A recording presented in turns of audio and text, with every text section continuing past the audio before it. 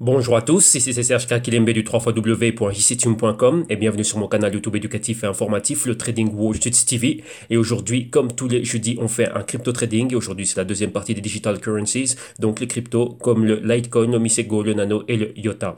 Bien évidemment, avant de commencer, je dois rappeler que tout ce que je vais analyser, les tests que je vais soutenir et ce dont je vais débattre avec vous ici, donc principalement du price action, que tout ceci n'est que dans un but illustratif, démonstratif et informatif. Et donc, en aucun cas, cela doit être pris comme une incitation à trader, spéculer et investir avec des actifs financiers qui sont très volatiles, qui dans ce cas-ci sont le Litecoin, le IOTA, le Nano et le Misego. Donc avant de placer un trade ou de faire quelque investissement que ce soit, soyez sûr de faire vos analyses, vos recherches et vos investigations très poussées. Rappelez-vous que votre capital est en risque vu que ce sont des actifs très volatiles et à rente variable. Donc avant de placer un trade et un investissement, c'est toujours sûr de prendre vos décisions sur base d'éducation financière. Ok. Et d'un autre côté aussi, méfiez-vous.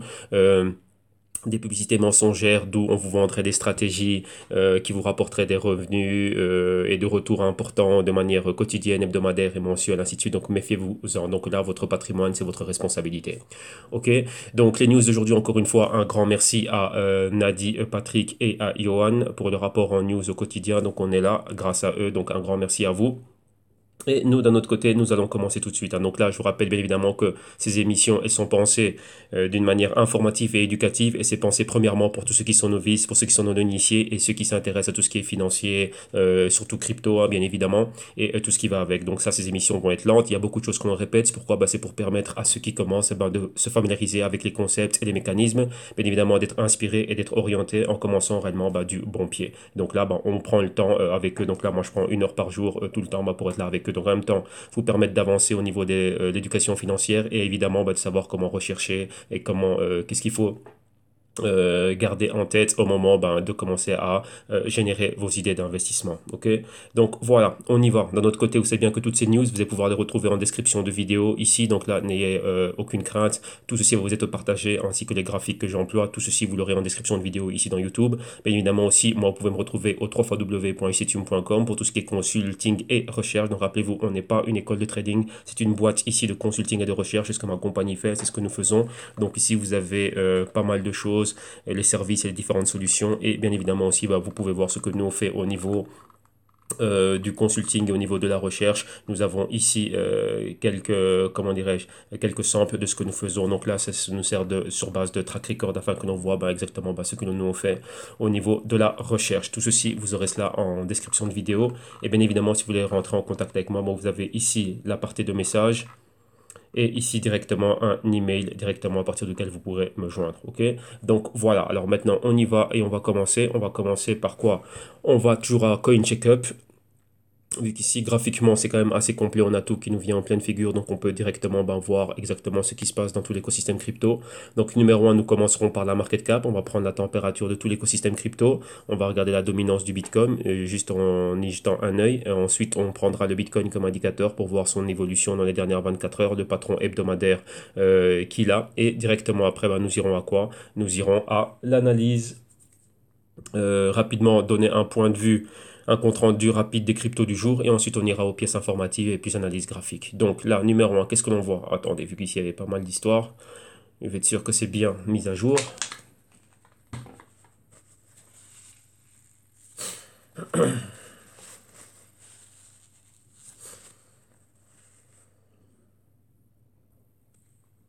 Voilà, là on a la page qui est mise à jour.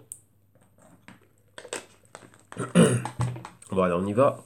Alors ici, qu'est-ce que l'on voit, nous? Numéro un, market cap, ici, on voit qu'on est aux 220 milliards. Rappelez-vous, je dis qu'on bougeait toujours de 25 milliards en 25 milliards. En commençant par les 300 milliards, on est passé aux 275 milliards.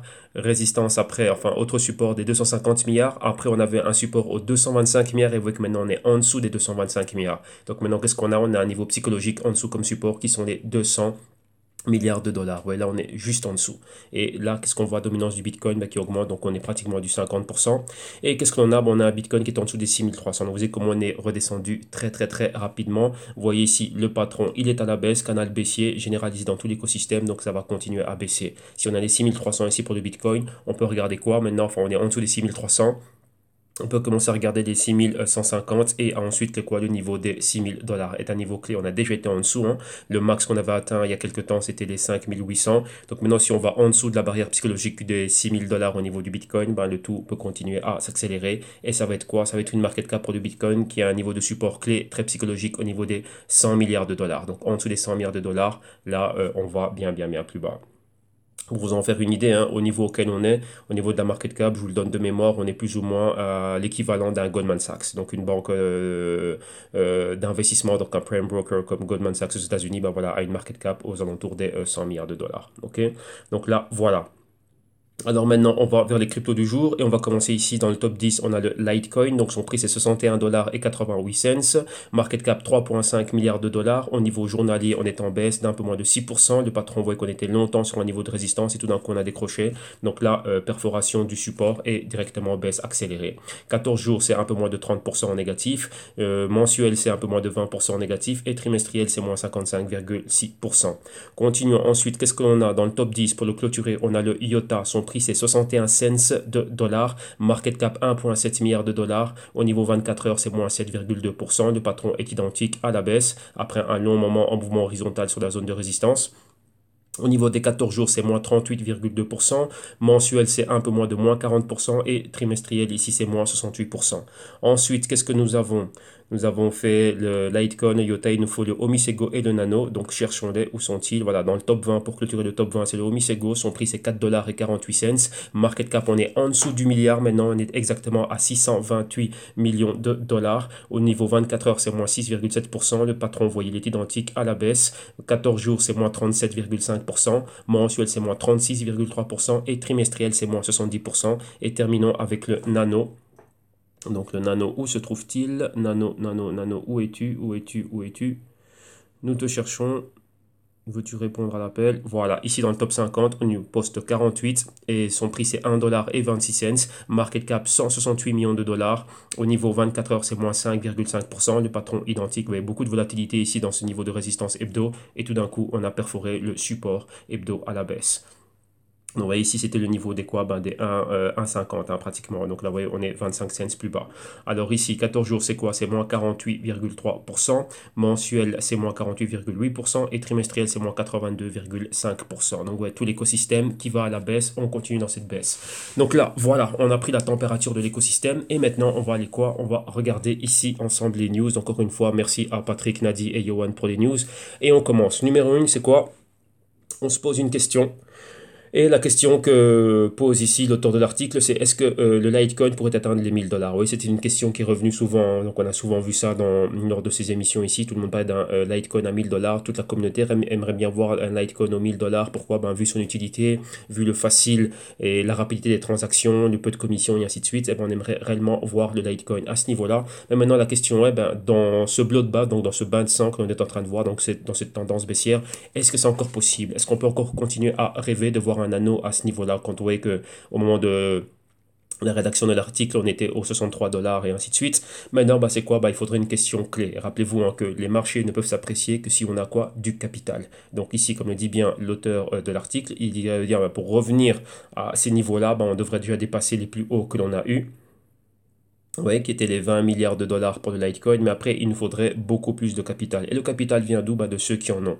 Et comme on dit ici, ben, il y a beaucoup de choses qui seraient nécessaires pour que cela se passe, donc atteindre les 1000 $. Et numéro un, la chose la plus importante, c'est qu'un groupe d'investisseurs, et vraiment beaucoup d'investisseurs, donc c'est-à-dire qui ont beaucoup d'argent, viennent tous rentrer en unisson et acceptent le risque à long terme et qui croient dans le projet à long terme du Litecoin et donc quoi, injecter du capital. Donc ça, c'est la chose clé. Donc là, il a tout résumé et ça, c'est quelque chose de clair. Donc là, oui, il ne faut jamais oublier cela. Ce sont des startups.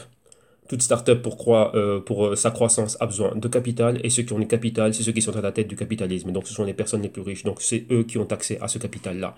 Donc là, ce sont les money masters. Et donc pour que cet écosystème continue sa croissance, il a besoin de capital. Donc maintenant, c'est quoi? Ben, il faut faire des yeux doux à ceux qui ont du capital. Mais à eux, c'est quoi? Vu qu'ils sont des investisseurs sophistiqués, ils ont une manière sophistiquée d'évaluer les projets. C'est pas juste parce qu'on a vu un télégramme ou parce qu'on voit que c'est fort recherché sur YouTube et qu'on a vu une vidéo de 5 minutes ou quoi que ce soit, bah tiens, on va investir dedans. Non, il y a pas mal d'évaluations, il y a pas mal de métriques, pas mal de risques, il y a beaucoup de choses qui rentrent en compte. Donc là, j'en ai parlé dans le documentaire, hein, donc la chaîne de valeur entre le particulier et l'investisseur pro. Et donc voilà, donc là pour maintenant se dire, bah tiens, ici il y a un gros potentiel, eh ben tiens, on va venir avec du capital, mais pourquoi est-ce qu'on devrait venir avec du capital? Vous voyez que là, ce sont des questions clés qu'il faut se poser. Rappelez-vous que maintenant, la balle est dans le camp de ceux qui ont du capital. Vous voyez que tout le monde attend cette entrée massive du capital de Wall Street. Pourquoi? Parce que c'est eux qui ont le capital. Quand on dit Wall Street, comprenez que c'est eux qui ont tout l'argent et c'est eux qui investissent dans tous les actifs qu'il y a à travers le monde. Lorsqu'on appelle, comment dirais-je, les grands actifs immobiliers, les grandes places boursières, les commodités, donc pétrole, gold, ainsi de suite, tout ça, les bons d'État, ben voilà, où est l'argent? Et bien sûr, c'est eux qui ont accès au cash. C'est à travers leurs compagnies, les corporations dans lesquelles ils sont investis que le cash est créé plutôt dans le système monétaire dans lequel on est aujourd'hui. Donc il faut comprendre tout ça. Alors maintenant, bah, pourquoi est-ce qu'ils prendraient une partie de ce cash vu qu'ils ont d'excellents retours là où ils sont et maintenant venir dans les cryptos? Ouais, là, c'est une question clé qu'il faut se poser. Et bien évidemment, bah, c'est cette injection de cash qui ramènerait les cryptos vers des plus hauts. Ok? Donc là, bah, il faut comprendre cela. Comme on dit bien, il faut des tonnes d'argent qui devraient rentrer dans le Litecoin afin que l'on voit cela. Et pas uniquement dans le Litecoin, dans tout l'écosystème crypto. Ok? Donc en gros, ben voilà. Continuons maintenant et on va à quoi? Et ça, c'est une comparaison que j'ai beaucoup aimé. Hein. Donc, j'avais jamais vu les choses sous cet angle-là, bah, comme qu'on en apprend tous les jours. Hein. Moi-même, je suis un élève ici, j'apprends tous les jours. Et ici, c'est quoi? Il y a eu un travail qui a été fait par l'équipe de recherche d'Itoro pour comparer un peu ben, les cas d'utilité de différentes cryptos, là où elles étaient, leur market cap et ainsi de suite. Bon, à un certain moment donné, bien vu que maintenant que les market caps sont en dessous de cela. Mais la chose qui est étonnante ici, bien évidemment, vous l'aurez compris, qu'on se focalise sur le Litecoin. Et on voit que le Litecoin, malgré sa market cap, malgré le nombre d'adresses actives, donc il y a pas mal de personnes qui ont des cryptos mais qui les gardent, donc ils sont en mode holding, donc ils ne dépensent pas. Mais il y a des adresses, donc des wallets qui sont actives, qui eux réellement sont en train d'utiliser cela. Et on voit que quoi? Que le volume quotidien au niveau des transactions en rapport à la market cap est très élevé au niveau du Litecoin. Donc qu'est-ce que ça en fait? Ça en fait une crypto qui est réellement sous-évaluée. En résumé, c'est ça. Hein. Donc là, vous allez avoir ceci, vous allez pouvoir le regarder à votre temps. Vous voyez que là, qu'est-ce qu'on voit? Bon, on voit que c'est pratiquement du 6% que l'on a. Donc au niveau des personnes qui sont actives et qui sont réellement en train d'utiliser cela en comparaison avec les autres cryptos. Ouais. Donc, qu'est-ce qu'on peut dire ici? Ben, on peut dire oui que le Litecoin a réellement des utilités concrètes et que toutes les autres cryptos, ben, les personnes qui sont dedans ne sont pas actives. C'est quoi? C'est du holding que tout le monde est en train de faire. Alors que réellement, les cryptos, il faut les utiliser au quotidien. Si on veut qu'il y ait une adoption de masse, eh ben, ça doit être facilement, on doit pouvoir les utiliser ben, pour acheter notre café, notre pain, ainsi de suite et tout ça, faire nos courses. Mais bien évidemment, il ne faut pas oublier non plus qu'on est toujours dans cette phase embryonnaire et qu'on n'y est pas encore. Hein. Donc, que c'est quoi? Que l'infrastructure et les plateformes ne nous permettent pas encore de pouvoir réellement ben, l'utiliser au quotidien. Quoique, le Litecoin est déjà au point. Litecoin a des transactions qui sont très rapides et donc on pourrait faire déjà pas mal de choses avec. Mais donc vous voyez ici qu'il y a un paradoxe. Hein, et donc là, bah, c'est ça. Donc on voit que le Litecoin, c'est la crypto qui est la plus à même à être utilisée, et donc à être adoptée au niveau utilité au quotidien. Et vous voyez que le Bitcoin aussi est quand même assez utilisé. Mais vous voyez qu'en en correspondance, en relation avec leur market cap, hein, mais vous voyez que tout le reste est très peu utilisé. Donc c'est quoi? Ben, tout le reste, c'est une, comment dirais-je? C'est plutôt au niveau de quoi? Ben, on vient, on achète, mais on est quoi? On est en holding. Et là, il y a un article qui revient dessus un peu plus loin. Je pense que c'est celui-ci. Et non, un des articles concernant le Litecoin. Hein. Maintenant, ici, on va sur quoi? On voit l'introduction d'un nouveau projet. Et ce projet, c'est Spark Swap. Et là, c'est bien évidemment pourquoi? Ben, pour permettre des échanges atomiques entre les deux blockchains, donc entre le Litecoin et le Bitcoin. En résumé, qu'est-ce que ça veut dire? Vous voyez que par exemple, si j'ai envie d'échanger mon Litecoin et mon Bitcoin, je dois passer par une application, un exemple Wirex, j'ai mes deux wallets dedans et je dois faire quoi? Je rentre dans l'option convertir. Donc convertir du Litecoin en Bitcoin ou du Bitcoin en Litecoin, donc ouais, ou vice-versa. Ouais, et ensuite, ben, j'ai cela. Alors maintenant, c'est quoi? Vous voyez que je suis obligé de passer par une tierce partie. Donc, où je dois faire ça sur un exchange ou sur une plateforme. Maintenant, l'Atomic Swap va nous permettre de ne plus avoir à passer par cela et que ça se fasse directement. Donc, réellement, en peer-to-peer, d'un wallet à un autre, sans pour autant avoir cette fonction de conversion via une plateforme. Et donc, ça, c'est un nouveau projet qui vient d'être intégré. Bon, il y avait déjà cette idée d'Atomic Swap, mais maintenant, bah, Litecoin prend ce projet et réellement l'amène à un niveau, passe au niveau supérieur. Hein. Donc, ici, qu'est-ce qu'on a encore? En résumé et en relation avec l'article précédent où on nous parlait d'Atomic Swap, eh ben, il faut comprendre une chose qui va permettre cela, c'est le Lightning Network qui va permettre cela, vu que principalement c'est développé pour le Litecoin et pour le Bitcoin, et réellement bah, ça nous permet de faire ça, donc vraiment des échanges atomiques. Donc là, on revient un peu sur ce que c'est que le Lightning Network, et vous voyez que ça va nous permettre de faire quoi? Des swaps atomiques, et donc là, c'est, comment dirais-je, hein, vous avez les deux articles, pourquoi? Bah, pour comprendre le Spark Swap, bah, il faut comprendre le LN et ce que sont que les atomic swap. Donc là, ben voilà, vous avez les deux articles qui vont permettre ben, à votre propre discrétion, à votre propre temps, ben, d'aller, comment dirais-je, en savoir un peu plus par rapport à ça. Donc là, c'est un bon point d'entrée. En résumé, de manière très abstraite, vous allez savoir c'est quoi, et ensuite c'est à vous d'aller bien plus en profondeur avec cela. Mais ça, ce sont des initiatives qui sont clés, hein.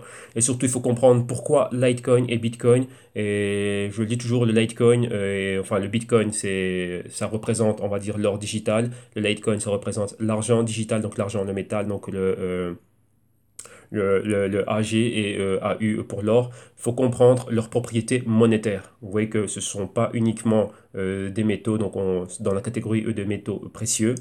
Il faut comprendre réellement leur utilité monétaire. Donc c'est très important de comprendre cela et de comprendre réellement la complémentarité que l'argent amène, donc l'argent métal amène à l'or. Donc c'est très important dans le monde réel, dans le monde physique. Alors maintenant, dans ce monde blockchain, eh ben, on retrouve exactement les mêmes propriétés.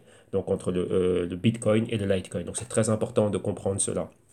Donc là, ici, ben, rappelez-vous, hein, je vous inspire et je vous oriente à aller dans cette direction et quoi? À aller étudier cela de plus en plus. Comme ça, vous allez comprendre quelles sont réellement les caractéristiques et les propriétés de ces deux cryptos. Donc c'est très important de comprendre cela et pour est-ce qu'on voit que ce Lightning Network est développé réellement entre les deux.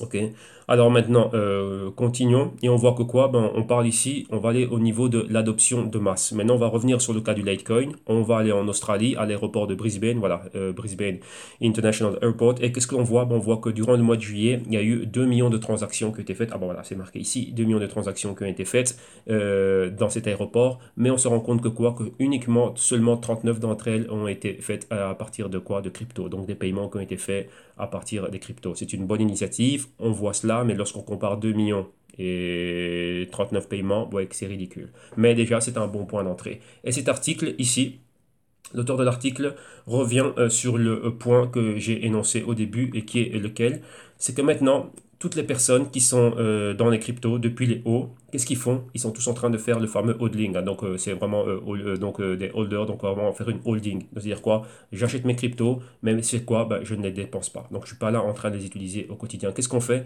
On retient de l'offre. Vous voyez qu'il peut y avoir une demande au niveau de tout ce qu'on est en train de faire, mais nous, ce qu'on fait, c'est quoi? En étant en holder, c'est qu'on retient de l'offre. Donc, qu'est-ce qu'on fait? On fait un investissement à long terme, mais spéculatif. Tout simplement, c'est ça. Un trade spéculatif peut être fait à court ou à moyen terme, c'est une manière d'investir, mais ici on le fait sur un peu plus de long terme. Pourquoi? On a vu les hauts qu'il y avait, vous voyez, après le pump en 2017, lorsque tout le monde a été aware des cryptos, donc décembre, janvier, on a vu les hauts en référence avec le Bitcoin, c'était quoi? C'était flirter avec les 20 000 dollars. Maintenant on a vu les bas, donc maintenant ben, la psychologie qu'il y a partout, tout le monde, même à Wall Street, hein, même tous les gros investisseurs, ben, c'est quoi? Ben, c'est venir investir dedans, prendre du risque, donc prendre une partie de leur capital.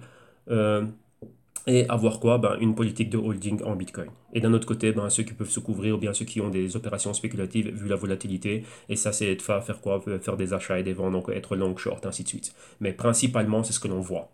Donc à partir du moment où on voit cela, où tout le monde achète des cryptos, mais pour les garder en holding, eh ben, on n'est pas en train de les utiliser. Donc on ne leur donne aucun cas d'utilité au quotidien. Donc là, ça ne remplacera jamais le fiat. Pourquoi? Ben, vu que nous, qu'est-ce qu'on fait? Ben, on prend quelque chose qui est censé être en circulation, enfin, on prend une partie de la supply et nous, on le retire de la circulation et on le garde. Dans le but de quoi? Ben, de revoir ses hauts au max. Ouais, ben là, tout simplement, c'est ça. Donc là, il y a une grosse partie, comme on dit même pas une grosse partie, hein, la majorité des intervenants et des participants du marché, voilà ce qu'ils sont en train de faire. Donc tout simplement, c'est ça. Ouais. Donc là, ben, ici, on revient dessus. Donc là, ça peut être compliqué et ça peut être même pas compliqué, mais il faudrait qu'il y ait une autre couche d'intervenants, de participants dans ce marché qui viennent, mais qui viennent pourquoi? Ben, réellement pour faire des transactions. Donc réellement avoir la crypto, réellement aller commencer à faire cela. Donc c'est quoi? Utiliser la crypto comme un stock de valeur. Donc qu'est-ce que ça veut dire à ce niveau-là? Ben, j'ai du Litecoin, ben, voilà, je touche, je sais pas moi, 2000 euros. Eh ben, j'ai 1000 euros avec lesquels je fais ce que j'ai à faire durant mon mois. Ben, le reste des 1000 euros qui me restent, eh ben, voilà, je les mets en Litecoin. Et maintenant, ben, lorsque j'ai une urgence, lorsque j'ai besoin de quelque chose, eh ben, voilà, j'ai mon Litecoin et je l'utilise. Ouais. Donc c'est ça. Donc s'il s'apprécie dans le temps, bah, tant mieux. C'est comme une espèce de compte d'épargne. Mais là, réellement, bah, c'est ça. C'est pour, comment dirais-je, pouvoir l'utiliser là directement. Pourquoi? Vu que je l'ai là, il est dans mon wallet. Oui, c'est pas comme en France, vous avez les livrets A. Ici, on a tout ce qui est type compte d'épargne, ainsi de suite. Oui, demander la permission à la banque, que la banque me l'envoie. Ça peut prendre 24, 38, 48 heures ou le mettre dans un fonds de pension, ainsi de suite, parce que j'ai envie de garder cet argent pour X temps. Non, je peux avoir cela dans un wallet, mais lorsque j'ai besoin de cet argent-là, je peux l'utiliser au quotidien. Ouais, donc là, ce serait plutôt cette idée-là. Et on voit que ce genre d'adoption est plutôt fait dans les pays où il y a des problèmes. Donc Venezuela, certains pays africains, ouais, comme au Kenya, ainsi de suite, où il y a des monnaies qui sont fortement dévaluées, eh ben, eux, ils préfèrent plutôt passer directement par ce genre de crypto. Pourquoi? Ben, au niveau de stock de valeur et pour continuer à avoir une économie dynamique. Mais là, c'est au niveau local et de quoi? De gré à gré, donc entre particuliers ou entre particuliers, commerçants et commerçants et commerçants, et au niveau local comme au niveau international. Donc là, c'est un point qui est clé et qu'il faut en avoir conscience de ça. Alors maintenant, continuons. Et qu'est-ce que l'on voit ici? On voit que crypto.com vient de rajouter quoi? Vient de rajouter à son wallet, vient de rajouter Litecoin. Donc le wallet MCO, rappelez-vous que crypto.com avant c'était Monaco. Et donc voilà, ils viennent de rajouter une crypto en plus. Et la crypto qu'ils viennent de rajouter, c'est quoi? C'est le LTC. Donc là, voilà. Donc là, c'est un plus. C'est toujours quelque chose de bon pour ceux qui utilisent le MCO wallet. Et donc voilà, maintenant, vous avez la possibilité d'y mettre du Litecoin. Et maintenant, on va terminer ici avec Monsieur Charlie Lee, donc le fondateur et créateur du Litecoin. Et qu'est-ce qu'on voit? On voit il va y avoir une conférence blockchain. Et là, j'étais pas au courant de ça. Et en le lisant, je vois que c'est une croisière qui va commencer, c'est entre le 7 et le 11 septembre au niveau de la Méditerranée. Et j'ai vu qu'ils vont passer par pas mal d'endroits. Donc, ouais, tout près de chez moi. Donc, moi, c'est Barcelone, Ibiza, tout ça, c'est dans mon coin. Et donc, voilà. Donc, si j'ai l'occasion de passer par là et de le voir, enfin, je sais pas, je vais regarder un peu ce qui se passe ici et voir un peu ce qui se passe, hein, ou suivre ça. Enfin, on verra. Mais je vois qu'il y a pas mal de personnes qui vont parler, hein. Ouais, il y a John McAfee, Bobby Lee, donc qui est le frère de Charlie Lee, et Charlie Lee lui-même, Brock Pierce, Jimmy Song, Roger Ver, Tom Weiss, ainsi de suite. Donc, il y a pas mal de personnes qui vont intervenir enfin, qui seront speakers à cette conférence, hein. Apparemment, c'est une conférence qui font.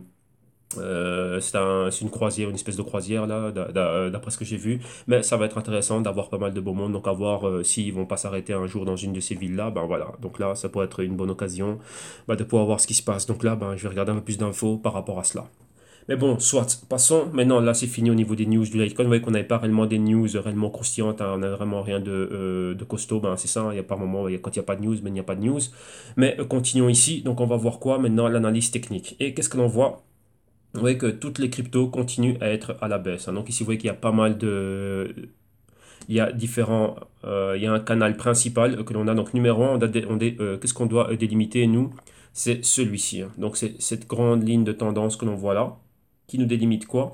Qu'on est toujours dans cette direction à la baisse, hein. Donc on est toujours dans le sell side, on est toujours ici baissier. Vous voyez ici les hauts plus bas à chaque fois. Vous voyez à chaque fois les points pivots. Dès qu'on s'est rapproché de cette résistance, on est les plus bas.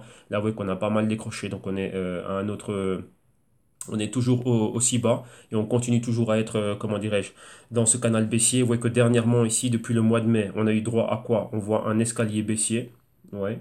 Donc là, vous voyez les marches à chaque fois que l'on est en train de faire. Et ici, voilà, on est en train de continuer ce mouvement. Maintenant, on est à la porte des 60 dollars, donc au niveau de ce support. Et qu'est-ce que l'on a? Si on continue réellement à aller plus bas, qu'est-ce qu'il y a? Maintenant, il y a un autre niveau, c'est le niveau psychologique ici des 50 dollars. Vous voyez, c'est un chiffre rond pour nous. Et maintenant, quoi? Qu'est-ce que l'on voit? Vous voyez qu'on est juste là, hein. Donc, vous voyez ici, et on a les 50 dollars qui sont là. Donc, c'est un niveau clé. Quand on regarde au-dessus, vous voyez qu'on a un nuage de moyenne mobile, toutes les moyennes mobiles sont au-dessus. On a une autre interaction avec la moyenne mobile de 4 semaines et de 8 semaines, c'est quelque chose qui est assez. Ici, encore une fois, 4 et 8 semaines, et là, on retourne plus bas. Donc, avant qu'on ait une autre interaction, on pourrait aller revisiter des prix bien plus bas. Vous voyez que là, tout l'écosystème est réellement baissier. Ça fait 2 semaines consécutives de baisse et avec confirmation. Vous voyez ici, ça n'a pas été le cas. On est resté aux alentours du même niveau. Donc là, c'était plus ou moins quoi, les 75 dollars. Et là, oui, on est revenu à la baisse. Donc, on a annulé ces deux bougies ici. On le voit comment les mèches nous indiquent des entrées d'acheteurs, de vendeurs plutôt. Donc ici, vendeurs, d'abord c'était vert, acheteur. Ensuite, c'était retourné, vendeurs sont rentrés. Ici, on a décision, mais les vendeurs sont encore rentrés avec beaucoup plus de décisions. Donc c'était vert durant un moment donné. Et ensuite, boum, on voit les vendeurs qui rentrent. Si on regarde ça dans des plus petites unités de temps, vous allez voir le point pivot, vous allez voir comment c'était vert. Et ensuite, comment ça commence à devenir rouge. Et ici, c'est quoi? Continuité 100% vendeur, continuité 100% vendeur. Donc voilà. Donc si on clôture la semaine comme ceci, la semaine prochaine on peut s'attendre à quoi? À une continuité. Donc là, baisser encore de 10 dollars et atteindre les 50 dollars, c'est quelque chose de très très très probable. Donc voilà, Litecoin, les yeux rivés vers la zone des 50 dollars. Maintenant, passons à la suivante, IOTA. Et ici, il y aura pas mal de choses à dire sur le IOTA. On va revenir sur ce qu'on a vu le lundi hein, avec Ethereum et tout ça. Maintenant, numéro un, pour ceux qui ne savent pas ce que c'est que le IOTA, donc ici vous avez l'un des fondateurs, hein, Dominique Schinner. Et ici c'est quoi? Ben, cette vidéo ici est un récapitulatif sur ce que c'est que le IOTA. Donc tout ce qu'il y a à savoir sur le IOTA, donc là voilà on y est, et là vous avez l'un des cofondateurs ici à l'écran, donc là c'est une bonne vidéo éducative et informative pour savoir ce que c'est que le IOTA. Maintenant continuons et allons dans les news. Vous voyez que IOTA c'est basé en Allemagne, là en Allemagne ainsi de suite il y a pas mal d'apports, ils ont pénétré pas mal d'industries, l'industrie qui est très très très forte en Allemagne, là vous devez savoir économiquement c'est quoi la force de l'Allemagne, c'est l'industrie automobile, donc là bah, tout ce qui est Volkswagen, Opel, Porsche, BMW, Audi, tout ça, ben voilà, tout ça c'est la puissance allemande. Et ça c'est une grosse industrie. Et donc là, voilà, avec Volkswagen étant à la tête au niveau mondial. Donc ça c'est quelque chose, c'est un fait, c'est factuel. Ils ont un gros marché, donc là vous devez savoir ça. Maintenant on voit quoi? L'intégration de Iota qui est rentré dans cette industrie via qui? Via Bosch. Bosch, c'est quoi? Bah, c'est ceux qui font les parties de chacun de ces concepteurs automobiles. Donc là, directement, bah, c'est un mariage qui est clé. Aussi longtemps que les véhicules, il y aura une demande au niveau de tout ce qui est véhicule, qu'il y aura ce bien de consommation qui va continuer d'être consommé dans l'économie actuelle, et ben à cela, vous mettez en parallèle la croissance du IOTA. Donc c'est un mariage à long terme, c'est un mariage stratégique. Donc ça assure toujours une demande par rapport au IOTA et l'intégration de sa technologie blockchain dans ces véhicules. Rappelez-vous qu'on va vers quoi? Une économie où les véhicules seront autonomes et électriques. Qui dit autonome dit intelligence artificielle. Si un véhicule doit être autonome et doit être guidé par quoi? Ben, par une infrastructure Internet qui va lui permettre de communiquer avec tout ce qui est autour de lui. Et c'est un bien de consommation. Donc le véhicule est un dispositif muni d'une intelligence artificielle. Et donc là, c'est quoi? Ça va rentrer dans le réseau IoT, donc de Internet of Things, donc l'Internet des objets. Et ce véhicule autonome électrique est un objet, ben voilà. Il peut être aussi, il y a une technologie qui peut le sous-tendre, et cette technologie, c'est quoi? Bah, c'est celle du IOTA. Donc, c'est très important de comprendre cela. Donc, maintenant, vous voyez que là, en Europe, c'est fait. Là, IOTA, c'est très stratégique. Donc là, il y a une belle projection pour le IOTA au point de vue économique et demande. Maintenant, d'un autre côté, on voit quoi? Qu'on va dire pour l'Europe, c'est fait. L'Allemagne, c'est la première puissance économique européenne. Et là, je vais vous décrire quelle était son industrie phare. Alors maintenant, bah, imaginez-vous maintenant que, même pas imaginez-vous, ce qu'on voit ici, c'est que maintenant, IOTA tente d'avoir une expansion aux États-Unis. Donc maintenant, ben voilà, hein, donc ils sont en train de faire quoi? Ben, de développer du business là-bas. Donc il y a leur biz dev manager, donc ceux qui manager du développement de business va aller aux États-Unis pour faire une tournée ou ça dans le West Coast des États-Unis et voir ben, tiens avec quelles industries est-ce que nous aussi on va pouvoir venir avoir un partenariat et développer ce qu'on est en train de faire. Donc c'est très important. L'Internet des choses est une chose qui va être clé dans le monde de demain et il y a deux choses qui vont avec. Donc il faut une infrastructure, un réseau Internet puissant, donc passer au 5G. Et d'un autre côté, après, ben, ce sont tous les dispositifs qui vont être tous mis en relation. Et dans le Q3, on a repassé cela en revue pour voir l'importance de ce marché et donc il y a beaucoup de choses à faire ici. Donc avec là maintenant bah, IOTA va beaucoup plus quoi dans des pénétrations et une direction beaucoup plus stratégique. Ils l'ont toujours fait mais maintenant on voit que ça devient de plus en plus agressif. Vous voyez que ceux qui sont très agressifs à ce niveau-là c'est Ripple tout en étant stratégique. Vous voyez qu'ils ont tapé dans un secteur clé, donc secteur financier, industrie bancaire. Alors maintenant vous voyez que IOTA aussi a leur porte d'entrée. Vous voyez que chaque projet crypto a sa porte d'entrée. Donc là par rapport à ça bah, c'est ce que vous devez analyser et c'est ce que vous devez suivre. Ouais, vous devez vraiment le connaître sur le bout des doigts. Lorsque, par exemple, vous êtes investi dans le IOTA, bah, vous devez savoir exactement où va aller le IOTA. C'est très important à cela.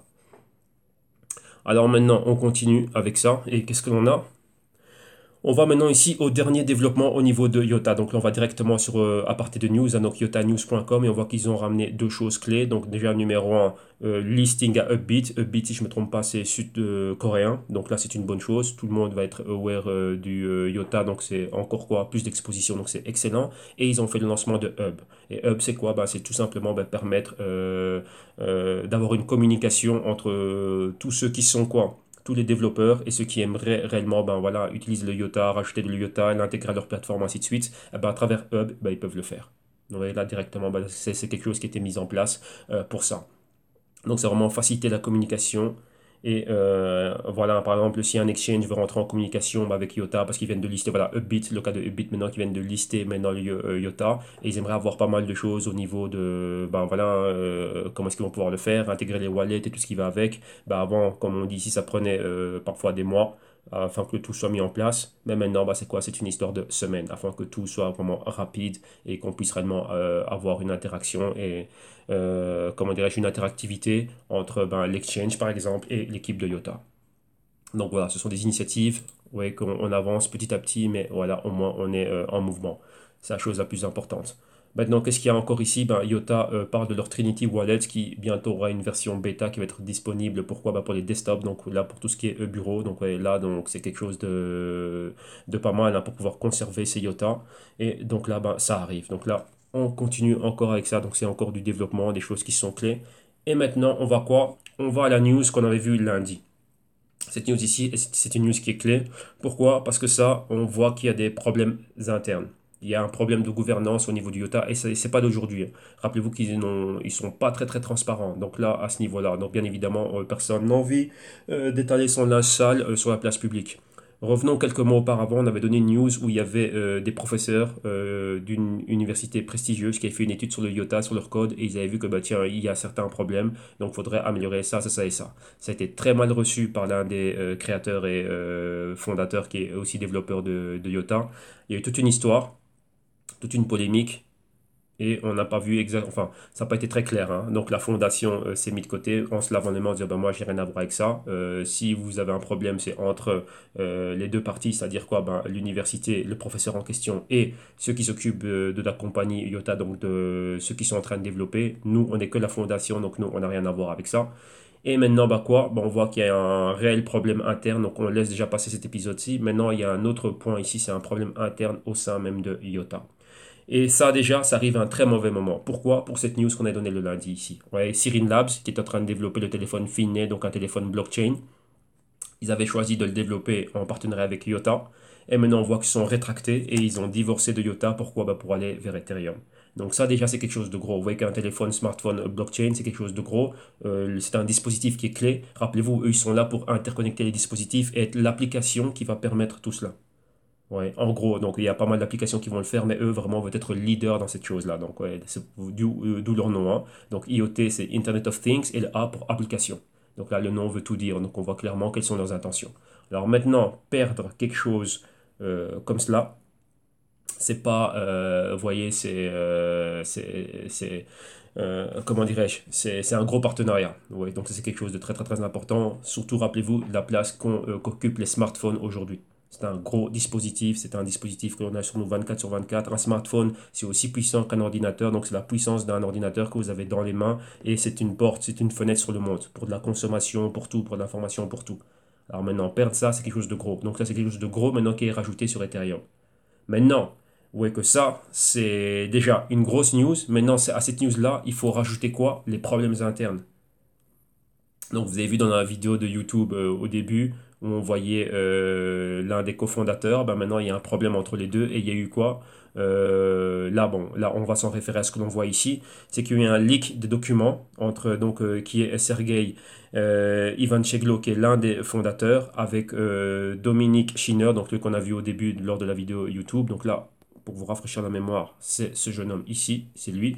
Et là, maintenant, bah, lui, c'est un des cofondateurs. Maintenant, il y a un problème entre les deux. Alors maintenant, il y en a un, donc Sergei, qui dit qu'il n'a plus confiance en Dominique et que Dominique devrait quitter IOTA. Donc là, c'est quelque chose de gros. Donc déjà, ça c'est quoi? Bah, ça va engendrer un problème de gouvernance. Donc là, maintenant, si les deux capitaines ne sont pas d'accord, rappelez-vous, ils sont tous les deux là à la tête du IOTA en train de piloter IOTA. Donc si maintenant bah, les deux se disputent, ils ne sont pas en train de regarder la route. Et là, maintenant, bah, il y a des grandes choses qui sont en train de leur échapper des mains, comme notamment Sirin Labs et le projet smartphone, blockchain, Finet, c'est quelque chose de grand. Alors maintenant, pendant qu'il y a tous ces problèmes-là, bon, ça arrive à un très, très, très, très, très mauvais moment. Donc ça, c'est ce qui est en train de se passer maintenant. Donc il y a beaucoup de choses qui sont en train de se passer et tout ça, c'est en train de refaire surface. Donc, rappelez-vous que les problèmes internes, c'est une chose, mais le business, c'est un autre. Et lorsqu'on voit des grands noms comme Bosch, Volkswagen, tout ça, ce sont des corporations qui sont là pour faire du profit. On est toujours dans un système capitaliste. Rappelez-vous ça, hein, et ça, c'est quelque chose que je vais développer en profondeur dans le Q4, c'est l'aspect économique. Il ne faut jamais oublier que tout ce qui est fait là, c'est quoi? C'est pour redynamiser l'économie. Il y a des cycles de business, donc des cycles économiques, et il faut comprendre l'importance et pourquoi le blockchain arrive maintenant et pourquoi est-ce qu'il y a des fortes promesses, pourquoi est-ce qu'il y a beaucoup d'argent qui est en train de rentrer maintenant, même déjà au niveau auquel on est. C'est déjà énormément d'argent. Mais ça, c'est pourquoi? C'est pour les fondations. Donc pour le moment, on est en train de faire ce qui ne se voit pas. On est réellement en train de faire les fondations. Donc vraiment, ouais, lorsqu'on commence à faire une maison, on commence pas par le premier ou le deuxième étage, on commence par les fondations. Et là, c'est ce qu'on est en train de faire. Même si ça fait 10 ans de blockchain en relation avec le Bitcoin et le blockchain, mais tout ce qui arrive maintenant, on est toujours dans cette phase embryonnaire. Donc là, il faut le comprendre. Et donc là, c'est un moment où on doit avoir des fondations qui sont solides. Et donc ici, là, au niveau du IOTA, un problème pareil devrait le solutionner rapidement. Parce qu'un problème de gouvernance, vous avez déjà vu ce que ça a donné avec EOS. EOS a eu un problème de gouvernance et ils ont dû avoir des interventions et abandonner en partie leur modèle centralisé pour revenir à un modèle, enfin, leur modèle décentralisé pour revenir à un modèle semi-centralisé. Mais lorsqu'on est semi quelque chose, on n'est déjà plus tout à fait décentralisé. Donc cette promesse de décentralisation, non. Dans certains cas, il nous faut une gouvernance clé correcte afin qu'on puisse avancer. Donc il y a un pilote et qui pilote le tout. Pas laisser ce pouvoir-là à la communauté. Pourquoi? Parce que faut jamais oublier une chose. Tous ces projets, comme lorsque vous voyez ce jeune homme qui est ici, qui crée ça, comme Vitalik Buterin, ce sont des développeurs. Et lorsque vous voyez ces personnes ici, ce sont les personnes qui sont en train de mettre du capital dedans. Ça, ce sont quoi? Ça, ce sont des capitalistes. Ce sont des chefs d'entreprise qui ont des compagnies, qui gèrent des compagnies pour du profit, qui ont des milliards de dollars, qui à eux tous forment des trilliards de dollars de market cap. Et donc là, ces jeunes hommes ici ont une mission. C'est d'être quoi? C'est d'être le tremplin de tous ces business ici dans le monde de demain. Donc pendant que eux, on n'a pas le temps de s'occuper d'eux, de leurs problèmes de puberté, de leurs problèmes de oui, toi t'es pas mon ami, tu codes pas bien, toi ci, toi ça. Non. On est là pourquoi, les gars, vous avez une mission. C'est nous amener sur la planète Mars. Pourquoi nos business ici, bon, on arrive à la fin d'un cycle, il nous faut quelque chose de nouveau pour le stimuler. Donc là, je sais que ça peut sembler martien ce que je suis en train de dire, mais je me dis, là, je prépare cela pour le Q4. Vous allez comprendre l'impact économique et il faut comprendre les cycles de business dans lesquels on se trouve et comprendre pourquoi est-ce que le blockchain est important et pourquoi est-ce qu'il arrive maintenant au niveau auquel il arrive. Vous voyez que tout est lié. Donc là, je vous le dis, si vous n'êtes que crypto-centrique, même au niveau de vos investissements à long terme, ainsi de suite, vous n'allez jamais comprendre ce qui se passe si vous ne pouvez pas superposer ça à l'économie actuelle. Donc là, c'est apprendre ou à laisser, même pas apprendre ou à laisser. Ce que je dis, je sais que c'est factuel, mais bon, là, c'est pas pour tout le monde. Tout simplement, c'est ça. Mais les personnes ici les plus importantes, eux, savent exactement c'est quoi. Voilà pourquoi est-ce qu'ils sont en train de prendre du risque par rapport à cela. Donc ça, on va développer ça dans le Q4 et je suis déjà en train de travailler là-dessus maintenant. Mais donc voilà, pour en revenir au IOTA, ce genre de problème, c'est grave. Pourquoi? Parce qu'ils ont une grosse responsabilité sur eux. Vous voyez comme Ethereum, ainsi de suite, et tous les jeunes que vous voyez, les Vitalik Buterin, ainsi de suite, lorsque vous voyez leur équipe, moi ça me fait rire. C'est pas question que c'est marrant, mais comment dirais-je? Ils ont une mission. Comme vous allez voir, on va y revenir maintenant lorsqu'on va parler de Omisego. Et par moment, je me demande si ils sont réellement conscients qu'ils sont en train d'opérer dans un système capitaliste. Que ce qui leur permettent de faire ce qu'ils font, donc leur passion qui est de coder, c'est de l'argent qui vient des capitalistes. Et je ne sais pas s'ils se rendent compte que ce qu'ils sont en train de faire, ça va être quoi? Ça va permettre au système capitaliste de continuer à survivre. Là, par moment, je me dis, est-ce qu'ils s'en rendent compte? On parle d'une market cap, comme je vous l'ai montré avec Litecoin, on parle d'une market cap, mais une cap, c'est quoi? C'est capital. Qui détient le capital aujourd'hui? Donc, à un moment donné, si moi je te donne de l'argent, ce que je te donne, si je te donne de l'argent parce que tu as envie de faire une maison, d'un autre côté, ta maison elle est à moi. Je peux te dire, rembourse-moi ce que je t'ai prêté. Ah, t'arrives pas à la rembourser, ta maison elle est à moi maintenant. Vous voyez? Donc là, il faut aller un peu plus loin, creuser un peu plus loin. Donc voilà, ça c'est pour le IOTA. Donc histoire à suivre ici, qu'est-ce qui se passe maintenant au niveau du IOTA, donc au niveau de la gouvernance. Donc là, c'est des problèmes internes et ça, c'est pas bon du tout. Pourquoi? Parce que c'est pas bon pour le business. Alors maintenant, continuons, regardons le IOTA et on voit ici au niveau du prix, ça se reflète directement. Qu'est-ce que l'on voit? Généralisé pardon, dans tout l'écosystème. On avait la ligne ici, vous voyez que ça nous marque quoi? Les 96. Mais 96, c'est quoi? C'est le niveau du dollar. Vous voyez, c'était un niveau clé. Ici, on avait un escalier haussier. Donc là, c'était un point clé déjà. Là, maintenant, c'est un support ici. Vous voyez, zone de sous-évaluation ici entre mars et avril. Décollage ici. Rejet, toujours dans le sell side. Attendez, on va prendre l'outil pour dessiner. Comme ça, vous pouvez suivre en même temps que moi. Vous voyez là, ce bloc ici en sous-évaluation. Maintenant, un autre bloc ici en sous-évaluation, toujours dans la région de quoi? Du dollar. Maintenant, on est en dessous de cette région du dollar. On s'approche vers la région des 50 cents. Donc, c'est simple. Là, on n'a qu'à suivre ceci. Et vous voyez que quoi? On avait encore une zone là. Au niveau de, on avait une résistance à ce niveau-là. Maintenant, par rapport au haut que l'on voit, si on trace, nous, cette ligne, qu'est-ce que l'on voit? On voit qu'on est clairement dans ce qu'on appelle le sell side. Donc ici, il n'y a rien d'haussier. Ici, on va encore beaucoup plus bas. On a encore une fois, là maintenant, on va zoomer. On a quoi? On a le nuage ici de moyenne mobile que l'on voit là. Ouais, au niveau des 1,50, donc on n'est pas aussi tant qu'on n'est pas au-dessus des 1,50 avec des bougies vertes au-dessus de ce niveau-là. Et déjà d'ici commencer un cycle A, B, C, D, donc un cycle de vague haussière, rien du tout. Ici, on se rapproche des 50 cents. Et si tout l'écosystème continue, rappelez-vous, on avait les 200 milliards de market cap. Si on continue d'aller plus bas, eh ben, on verrait toutes les cryptos continuer à baisser. Donc là, pour le moment, le capital sort, le capital ne rentre pas. Oui, si le capital rentre, les cryptos s'apprécient. Maintenant, il faut voir à quel ratio. Donc, pour chaque dollar qui rentre, il faut voir ben, le IOTA reçoit combien. Mais lorsque maintenant on voit le capital, la market cap qui baisse, c'est quoi? Le capital sort. Et si le capital est en train de sortir, ben, il est clair que, quoi, ben, que les cryptos vont commencer à baisser. Et encore une fois, voir quel est le ratio. Donc, pour chaque dollar qui sort, il y en a combien qui sort? Ça équivaut à combien de pourcentage qui est en train de migrer hors du IOTA. Continuons maintenant et on va avec l'Omisego. Omisego, il n'y a pas de news spéciale, mais maintenant ici, c'est quoi? Il y a une vidéo ici qui est très cool qui explique pourquoi Ethereum a été créé pour le Omisego. Rappelez-vous que depuis la migration de Tron, The Chain et EOS, le plus gros projet maintenant qui reste sur Ethereum, eh ben, c'est quoi? Ben, c'est Omisego. Il y en a d'autres, hein, mais Omisego est l'un des plus grands. Ok. Alors maintenant, qu'est-ce qu'on a? On avait déjà vu ça la semaine passée, mais on a encore une fois, on revient encore dessus vu qu'il y a pas mal de suites. C'est quoi? Bah, c'est le fondateur Joe Misego bah, qui parle des bienfaits d'Ethereum. Rappelez-vous, si Ethereum se porte bien, si Ethereum continue à avancer, si Ethereum continue à se développer, eh ben, pour eux aussi, c'est parfait. Ouais, donc là, il est en train de parler de tout ce qui est en train d'arriver, ainsi de suite. Et il parle de quelque chose de clé ici, hein. Rappelez-vous ici, Vitalik Buterin, qui est l'un des co-créateurs d'Ethereum, est aussi un des conseillers de Omisego. Et il parle un peu de lorsque la market cap était dans les plus hauts, il avait fait pas mal de commentaires pour se dire bah tiens on a une market cap d'un demi-trilliard de dollars, mais comme il dit est-ce que but have we earned it? Donc earn it, c'est quoi? Est-ce qu'on le mérite? Est-ce que réellement il a posé une question sociale? Rappelez-vous que lui il a une mission sociale, ouais, qui vient développer la blockchain pour avoir une mission sociale, comme il dit combien de personnes non bancarisées a-t-on réellement permis de rentrer dans l'économie? Ouais. Combien de valeurs ont été réellement ben, échangées et réellement ben, le tout permis grâce à notre technologie de smart contracts. Quelles sont réellement les choses que l'on a fait? Est-ce qu'on a fait réellement quelque chose d'intéressant? Qu'est-ce que ça veut dire? A-t-on réellement donné des cas d'utilité concrets avec toute cette puissance, avec toute cette market cap, avec ce demi-trilliard? Ben, comme il dit, la réponse est quoi? C'est zéro. Donc, il n'y a aucun cas d'utilité qui est fait. Tout ce qu'on a vu, c'était spéculatif. Ouais. Donc ça, c'est ce que lui est en train de dire.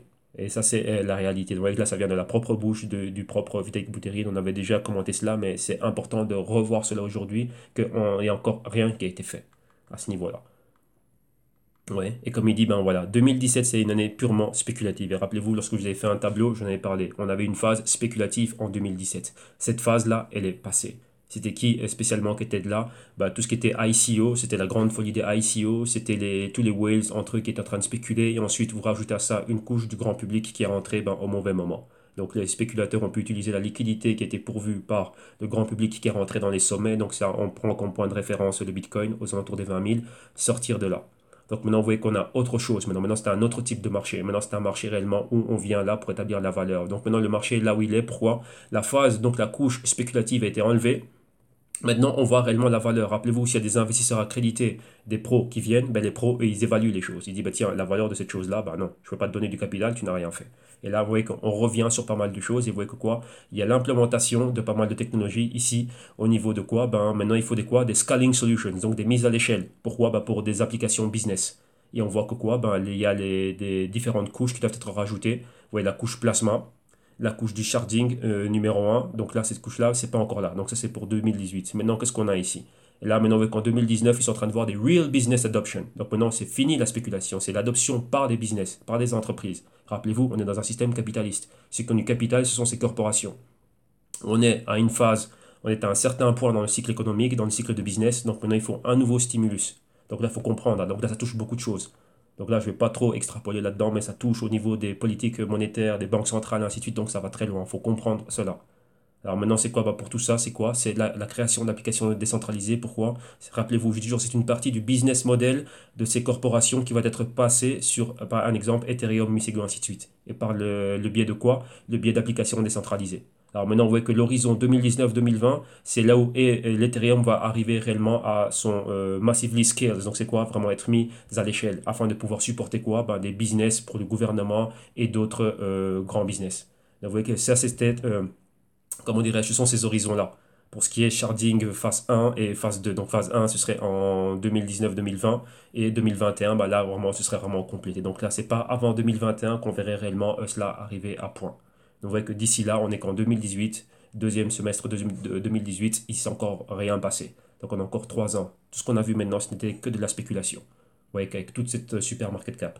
Donc maintenant, on va pouvoir remonter, oui, mais le capital, vu qu'on sait c'est qui a ce capital, donc tout ce qui est business, va commencer à mettre du capital petit à petit. Ouais. Maintenant, ce qui est bien, comme il dit ici, c'est que ça va nous permettre de quoi? De faire une grande différence entre tout ce qui était réellement adoptable pour le real world, donc le monde réel, donc les vrais business, et d'un autre côté, bah, tout ce qui est toxique, tout ce qui était spéculation, bah, tout ça va être rayé de la carte. Et là, c'est ce qui est en train de se passer. Maintenant, on est dans cette phase. Ouais, et là, maintenant, on va voir les effets de cela lorsqu'on va arriver en 2019, plutôt, on va dire 2020 ou 2021. Ouais, là, il va vraiment rester que les projets solides. Donc, il y aura une purge, c'est ce qu'on est en train de voir maintenant. Et ça, c'est déjà passé dans d'autres actifs. Quand on regarde la crise du Nasdaq, nous, aujourd'hui, on a les leaders du Nasdaq. Ouais, lorsque vous avez un iPhone en main, eh ben voilà, ils sont passés par cette phase de spéculation. Leur bulle a explosé. Maintenant, nous, ce qu'on a aujourd'hui, ce sont ceux qui ont réellement qui ont réellement été adoptés par le monde en amenant réellement des cas d'utilité concrets. Le iPhone, des compagnies comme Microsoft, Google, et ainsi de suite, et tout ça. Vous voyez, les Nvidia et ainsi de suite. Voilà. Ça, c'est le résultat de cette purge qui a eu lieu. Donc aujourd'hui, au niveau des cryptos, on va avoir la même chose. Ouais. Donc je sais que là, c'est beaucoup de choses, mais il y a beaucoup de choses à voir et à apprendre si vous voulez réellement comprendre ce qui se passe dans cette crypto-économie. Ouais, dans le mot crypto-économie, il y a le mot économie. Donc il faut comprendre réellement cet aspect économique. Oui, mais au niveau appliqué, je ne vous demande pas de parler comme une encyclopédie, vous lire tout ce qui est de Keynes, tout ce qui est de Friedman. Non, il faut savoir ce que j'ai moi, comment est-ce que je peux l'appliquer aujourd'hui. Rappelez-vous que le but du jeu ici, c'est quoi? C'est de voir des opportunités. Mais il y a certaines notions que vous devez apprendre et dominer et afin de pouvoir jongler avec tout ceci. Ok. Donc maintenant, qu'est-ce qu'on a? Sur base de ça, on voit le Omisego. Et ici, on a une analyse sur quoi? Sur la baisse de ses prix. Donc nous, on va voir ça maintenant à l'analyse technique. Mais voilà, l'auteur de l'article ici revient sur cette baisse de prix, sur l'évolution du Omisego. Avec tout le bien que l'on voit au niveau du Omisego, vous avez vu que Omisego dépend aussi du bien-être d'Ethereum et que c'est pas encore au point. Alors maintenant, ici, on a le graphe de Omisego. On va le mettre comme ça on voit le stochastique avec. Et qu'est-ce que l'on voit? On est clairement dans ce canal baissier. Vous voyez ici, point haut de résistance. Allez, j'oublie toujours que moi, je vais quand même assez vite. Donc, on va surligner pour les spectateurs ici. Voilà. Là, vous voyez qu'on a ce canal-là, la résistance, le support, et ici on a le canal intermédiaire, hein. Donc il sert d'un côté ici, vous voyez là, ça nous a servi de résistance, et d'un autre côté ici, c'était le support, et vous voyez qu'on était scotché dessus, et là maintenant, il joue le rôle de résistance, on va aller beaucoup plus bas. Ouais. D'un autre côté, qu'est-ce que l'on a? Il y avait des niveaux qui étaient clés, donc vous voyez ce niveau-ci, là c'était une résistance ici, hein. Donc là, vous voyez, là c'est 2017, ouais, donc là, ouais, résistance là en 2017, ici un même point, ici, ouais, dans notre escalier haussier, maintenant ici en 2018 c'est un support, là, ici, c'est encore un support. Et maintenant, ça redevient encore une résistance. On est en dessous de ce niveau-là. Maintenant, qu'est-ce qu'on avait comme niveau? On avait des niveaux intermédiaires. Vous voyez ici, le niveau des 8 dollars. Pointeur ici. Là, support. Ici, zone de support. En dessous de ce niveau-là, vous voyez ici, en zone de sous-évaluation. Là aussi, pareil. Et maintenant, beaucoup plus bas. Maintenant, si on regarde, qu'est-ce qu'on avait encore ici? On avait encore une autre zone. Donc là, on va effacer pour aller voir ça en plus grand. Donc la zone des quoi? Maintenant, des 6 dollars. Vous voyez la zone ici. Et là, on est en dessous. Oui, 2 semaines claires de baisse. Vous voyez qu'on avait le niveau des 5 dollars ici qui était vraiment notre niveau psychologique. Et vous voyez que maintenant on est plus bas, hein. Donc au moment où j'ai fait cette capture écran, ce matin, c'était les 4,50 $. Et là, on continue à baisser. Donc vous voyez que là, la baisse n'est pas encore finie. Mais on va vraiment revenir à un point où la valeur, là maintenant c'est très très très sous-évalué. Maintenant on va savoir combien de temps on va pouvoir rester là. Et comme on le voit partout, hein, on a un nuage de moyenne mobile ici. Donc on ne peut pas parler d'être haussier. Vous voyez, regardez, le nuage de moyenne mobile correspond à la directrice de tendance du grand canal baissier. Donc tant qu'on n'est pas au-dessus du niveau des 12 dollars et qu'on recommence un cycle haussier, on ne peut même pas parler de hausse. Pour le moment, on est toujours dans un bear market. Ok. Et maintenant, on va finir avec le nano. avec les news étaient maigres hein, pour tout ce qui était Omisego, tout ce qui était Nano, donc quand il n'y a pas, bah il n'y a pas. Alors qu'est-ce qu'on a? Ben, Nano, il y a une news ici, hein. Nano vient d'être rajouté au London Block Exchange. Et personnellement, je ne connaissais pas le London Block Exchange. Et maintenant, il y a quoi? Il y a un hunt aussi qui est fait, donc une chasse au trésor qui est faite. Il y a un Nano Ledger dans lequel, enfin, il y a un dispositif qui contient, je crois, 5000 pounds de, oui, c'est ça, 5000 pounds, ouais, un Ledger Nano qui contient 5000 pounds de Nano et qui est caché quelque part dans la ville. Et donc, il y a donc c'est une initiative qui a été faite par le LBX, donc London Stock Exchange, c'est quoi?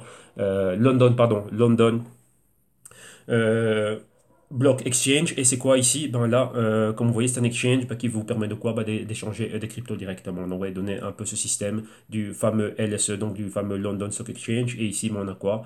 Ben, il y a pas mal de cryptos ici et on peut les échanger directement par rapport à son pound, donc sa livre sterling, ainsi de suite. Et maintenant, ben, ils viennent de rajouter Nano.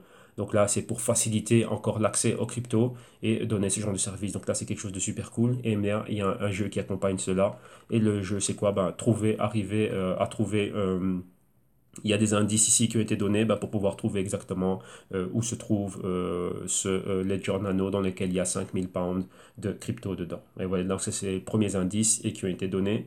Et selon ce que j'ai lu, moi, quand je vois ça, Enter the Dragon, Ten Corners is Lair et ainsi de suite et tout ça, des histoires de traders, ainsi de suite, quand je vois tout ça, ça doit être quelque part aux alentours de la City of London. Vu que là, c'est le seul endroit où je vois qu'elle est gardée par des griffons. Vous voyez que la City of London, elle est gardée par des griffons. Vous voyez que la City of London, c'est un peu comme Vatican City, hein. Donc, c'est une ville dans la ville. Même la reine, elle ne peut pas rentrer dedans. Elle doit se déposséder de tout titre royal avant de pénétrer dans la City. Et la City, si je ne me trompe pas, c'est 10 coins, exactement.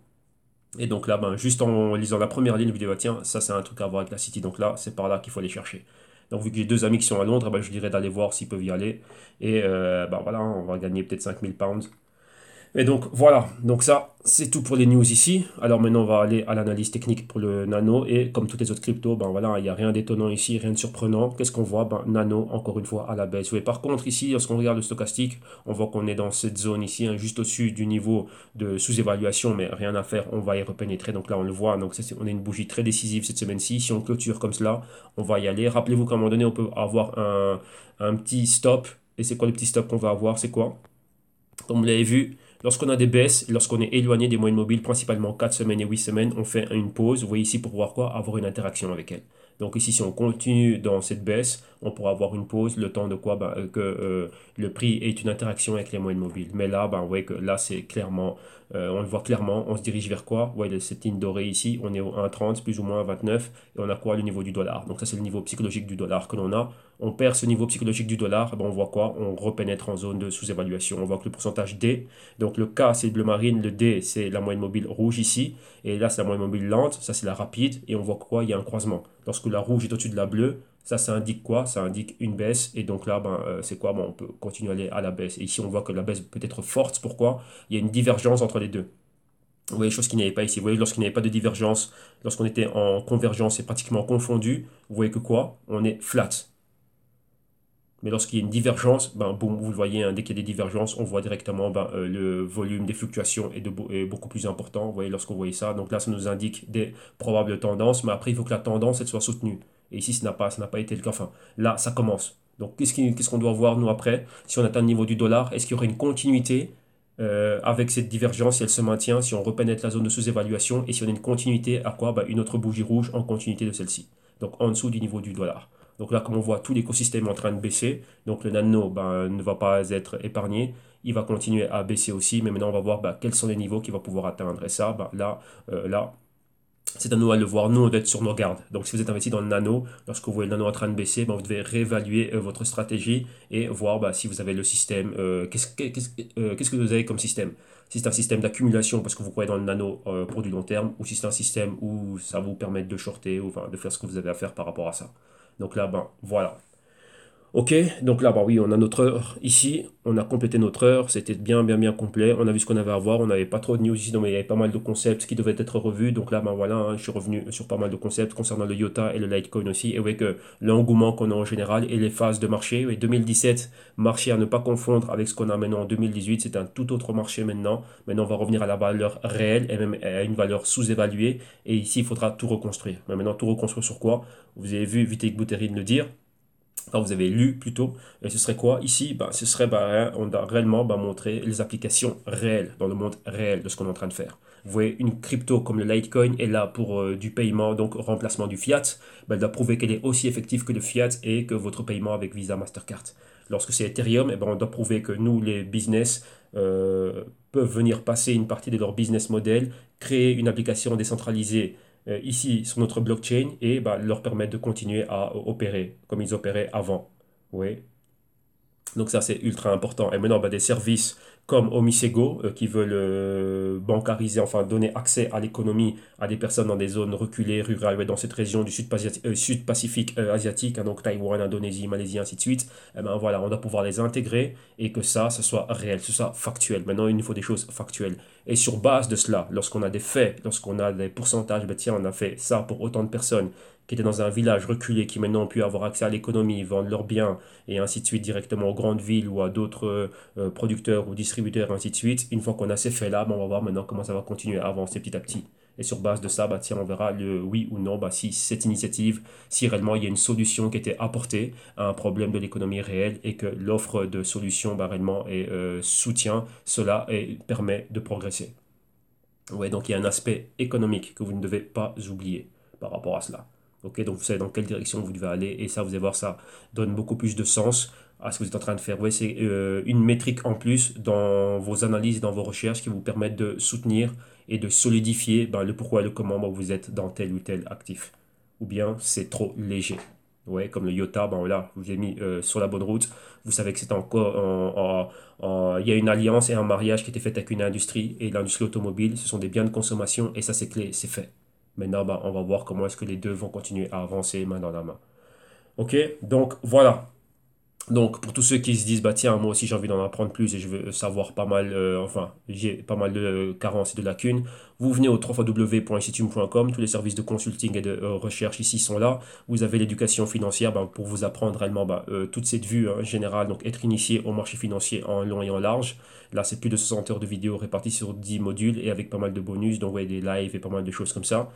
Et ensuite, que vous avez quoi? Vous avez les consulting one-on-one qui sont un complément à ces vidéos modules. Donc là, c'est vous avez les vidéos modules et une fois par semaine, vous venez vous consulter avec moi pour consulter vos doutes et faire quelques exercices pratiques de recherche et tout ce que l'on voit ici dans tout ce que vous allez voir dans les vidéos modules d'initiation. Donc là, c'est durant un an ou de manière semestrielle, donc 6 mois ou un an. D'un autre côté, vous avez quoi? La solution active. Donc là, c'est et les vidéos modules et des bonus. Donc le bonus ici, c'est quoi? Ce sont les Global Crypto Research. Et vous êtes avec moi pendant un an. Pourquoi? Déjà, numéro un, compléter votre initiation. Et numéro 2, c'est quoi aussi? C'est pour aller de l'avant. Donc là, vous voyez que tout ce travail de recherche économique, macroéconomique, analyse fondamentale, analyse technique, voilà, on le fait. Donc moi, je m'assure que vous êtes au top, que vous savez exactement ce que vous êtes en train de faire, que vous savez gérer le risque correctement. Et donc après votre année, si en un an, vous avez eu assez, moi, vous êtes bien lancé et vous savez comment continuer. Donc là, je sais que, tiens, qu'un tel qui est venu, maintenant, je sais qu'il sait ce qu'il a à faire. OK? Ensuite, vous avez les Global Crypto Research. Donc là, ce sont des rapports trimestriels. Ça, c'est extrait, comment dirais-je, d'un des modules que vous avez. Il y a un module qui est consacré à tout ce qui est analyse et recherche et c'est très important. Donc, vous voyez que par exemple, lorsqu'on est dans le Litecoin, au Misego ou quoi que ce soit, ça, c'est pour vous montrer le minimum que vous devez avoir. Vous devez avoir vos rapports de recherche, mais vous les faites de manière indépendante. Vous devez aller prendre l'information, en savoir un maximum. Vous voyez, par exemple, on a vu Ethereum, le sharding, le plasma, le Casper, tout ça, vous devez savoir c'est quoi si vous êtes dans Ethereum. Moi, je suis investi dans Ethereum, donc ce sont des choses que je dois connaître et je suis ça au quotidien. Vous voyez? Comme ça, je sais que par rapport à ça, je sais où on en est. Et maintenant, par rapport à ça, où on en est, je sais, tiens, si je veux mettre plus de capital ou moins de capital. Tout simplement, c'est ça. Après, j'ai tout ce qui est ma stratégie de risque. Mais là, la recherche est importante et c'est important que vous le fassiez de manière indépendante. Comme vous l'avez vu, j'en parlais hier, il y a tout et n'importe quoi ici sur Internet. Tout le monde maintenant est un expert du blockchain. Tout le monde est un trader expert. Tout le monde est un multimillionnaire dans les cryptos. Mais bon, soit, voilà. Maintenant, vous, c'est quoi? Couper tout ce bruit, être en dehors de tout ça, être dans votre côté, vous indépendant, et vous devez savoir ce que vous faites. Vous voyez que là, c'est votre capital. Si votre capital, c'est 1000 euros, faites en sorte que ces 1000 euros, vous les placez bien. Et tout est basé sur quoi? Sur la recherche. Vous voyez? Les pros ne respectent que la recherche. Les opinions, tout ça, on s'en fout. C'est recherche, conclusion, prise de risque, gestion du risque, gestion des positions. Point. Ok? Donc ça ici, on voit exactement qu'est-ce que vous devez avoir comme minimum, je dis bien minimum au niveau de vos recherches. Donc là, c'est des rapports trimestriels à souscription annuelle, donc la souscription pour un an, recevoir les 4 rapports, donc des 4 trimestres ou un rapport à l'unité. Et comme vous voyez, le Q3 a été fait. Là, je travaille déjà sur le Q4, puisque dans le Q4, on va vraiment ramener tout ce qui est cet aspect économique, mais vraiment en profondeur. Et on a le Q3 ici, c'est 125 pages de PDF et 16 heures de vidéo. Et après, vous avez les consultings à la carte, donc mensuels, donc 20 heures par mois, 8 heures par mois ou 4 heures par mois. Ça dépend selon vos besoins. Donc là, vous avez tout. Et bien évidemment, au niveau des paiements, ben, PayPal, paiement crypto, paiement via la boutique en ligne. Et là, pour tout ce qui est paiement crypto, ben, vous me contactez directement, ben, comme ça vous allez pouvoir avoir cela. Donc un exemple, si vous me dites, bah, tiens, moi j'ai besoin d'être initié, donc d'avoir les vidéos modules, vous cliquez sur le Buy Now.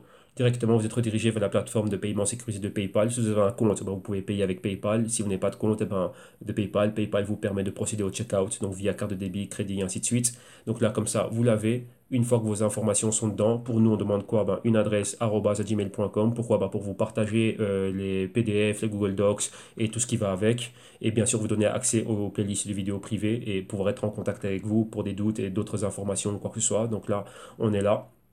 Et donc voilà, une fois que c'est fait, ben, nous on revient vers vous le plus rapidement possible. En général, dans les 24 heures, on revient vers vous et on vous donne accès à tout une fois que votre paiement a été validé. Ok, donc là, voilà. Donc là, vous avez exactement ce qu'il faut faire. Vous avez le email, donc contactez-moi si vous avez des doutes et des questions ou quoi que ce soit. Donc là, je serai ravi de revenir vers vous le plus rapidement possible et de répondre à vos questions. Et bien évidemment, vous avez aussi quoi? Le message box ici sur le site web. Et dès qu'on le reçoit, ben là, je reviens le plus rapidement possible vers vous. Ok?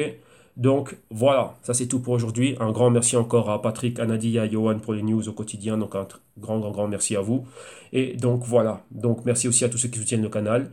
Et voilà, c'est tout pour aujourd'hui. Donc là, on se retrouve demain vendredi pour notre dernier crypto trading avant de passer au crypto rapport du samedi et ensuite recommencer une nouvelle semaine de crypto trading. Donc excellent après-midi à tous. Passez une bonne journée, bonne fin de semaine et on se retrouve demain vendredi. Merci à tous. Bye bye.